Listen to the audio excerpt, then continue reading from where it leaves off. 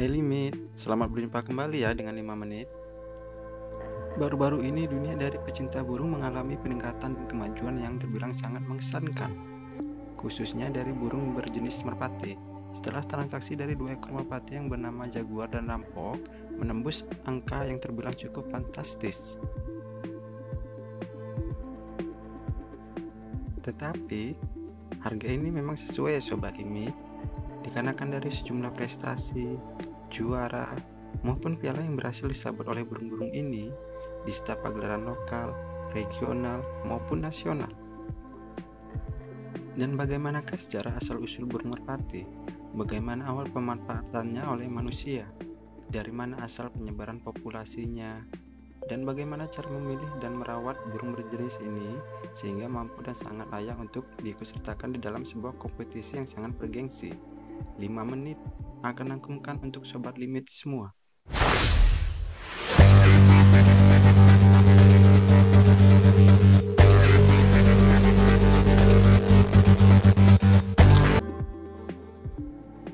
Dua ekor burung merpati yang terjual dengan harga yang fantastis. Yang pertama adalah Jaguar milik Muhammad Conet, warga Wonopringgo, Kabupaten Pekalongan, yang dijual seharga 1,5 miliar pada September 2021. Yang kedua, bernama Rampok, milik Bapak Yunis Martin, warga Tegal. Ia membeli ini bersama rekannya dengan harga 2 miliar pada November 2021, hanya selang beberapa waktu dari transaksi burung Jaguar. Di Indonesia, sebenarnya burung merpati telah lama digunakan untuk bahan aduan atau adu balap, dan beberapa nama burung yang melegenda karena sering menjuarai kontes adalah 1. Mama Chelsea, milik Bapak Japar Situbondo, sering menjuarai kontes balap pada era tahun 1990-an.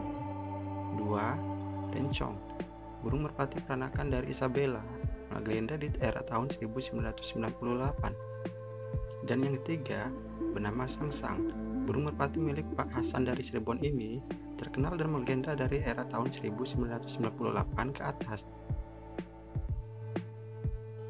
Asal dan sebaran. Merpati atau burung dara telah dikenal sejak kerajaan Mesir, tepatnya sejak abad ke-20 sebelum Masehi. Menurut sejarah, merpati pertama kali ditemukan di Mesir kuno. Burung yang memiliki nama ilmiah Columbidae dan termasuk dalam ordo Columbiform adalah burung berparuh dan mencakup 300 spesies kerabat kicau. Dalam percakapan umum, merpati dan dara adalah dua nama burung yang merujuk pada spesies yang sama. Tetapi dari sudut pandang ornitologi, dara digunakan untuk ungkapan spesies yang lebih kecil, sedangkan merpati untuk spesies yang lebih besar.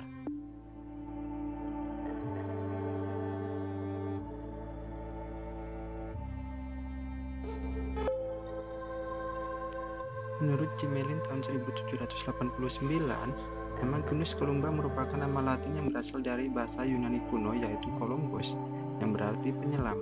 Kata Columbus sendiri berasal dari Columbao, yang bermakna terjun ke bawah.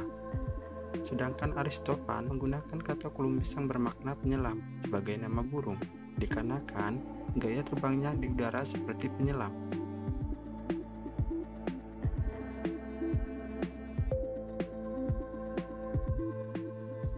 Secara geografis, merpati batu merupakan jenis yang berada di kawasan Palearktik. Kawasan geografi terluas yang mencakup Eropa bagian utara, gurun Sahara di Afrika, dan Asia di bagian utara. Tebing dan batu cadas merupakan tempat bersarangnya yang sekaligus berfungsi sebagai tempat berkembang biak di alam liar. Faktor introduksi menyebabkan burung ini menyebar hampir ke seluruh penjuru dunia. Dari sebuah fosil merpati batu yang ditemukan di Asia bagian selatan, menjelaskan kepada kita bahwa keberadaannya diperkirakan sudah berlangsung sejak 300.000 tahun lalu. Sebuah tulisan Mesopotamia dan hieroglif Mesir juga memperkirakan bahwa merpati batu telah dipelihara lebih dari 5.000 tahun lalu.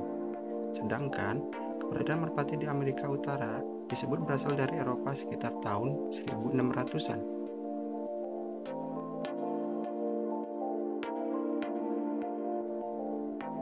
Sejarah pemanfaatan merpati oleh manusia dan merpati pos. Karena merpati memiliki keistimewaan waktu terbang jauh dan bisa mengingat jalan dengan baik, sehingga saat disuruh mengirim surat pos, burung tersebut bisa mengantarkan ke tempat tujuan dan kembali lagi untuk membawa pesan balasan, maka muda-mudi yang sedang membuat cinta pada saat itu menggunakan jasa merpati untuk saling bertukar pesan pada pasangannya. Jadi tidak heran ya, jika burung merpati juga dijadikan sebagai simbol asmara.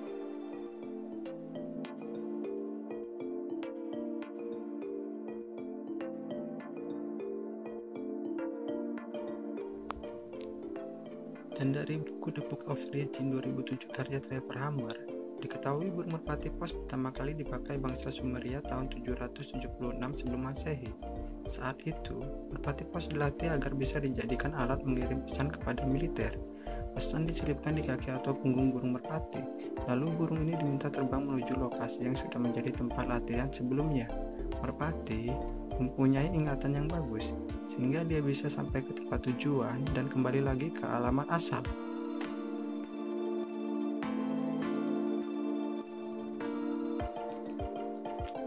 Dan karena kehebatan merpati pos, pada masa dinasti Mamluk di Mesir, mereka menggunakan burung ini untuk pertahanan dalam perang terhadap bangsa Mongol.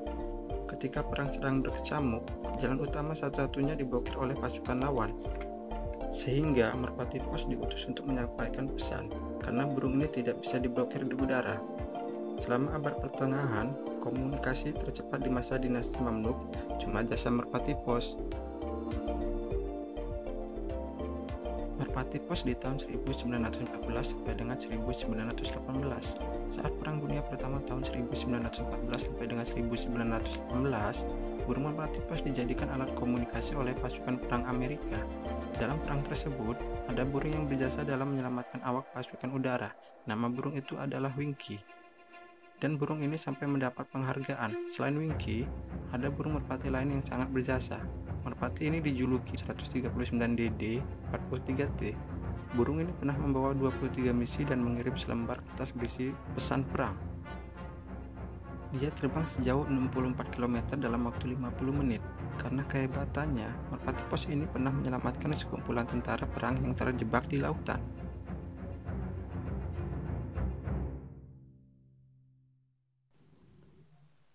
Belanda memakai merpati pos.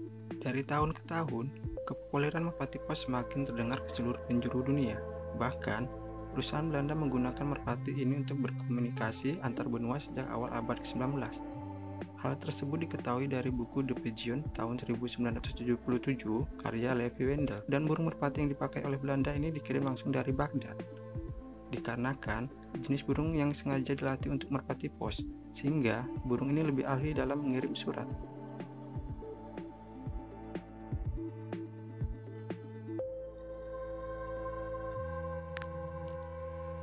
Menjadi lambang logo Pos Indonesia.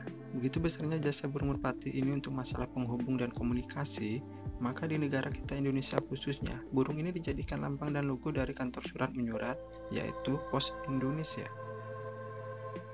Logo merpati dibuat dalam posisi terbang dengan pandangan menatap tajam ke depan. Jumlah sayapnya 5 garis yang menandakan kecepatan, ketepatan, dan kepercayaan. Nah, Sobat Limit, inilah pembahasan 5 menit untuk burung merpati kali ini. Apabila teman-teman suka dengan video ini, silakan tekan tombol subscribe dan juga nyalakan lonceng pemberitahuannya. Dan sampai jumpa di video selanjutnya ya.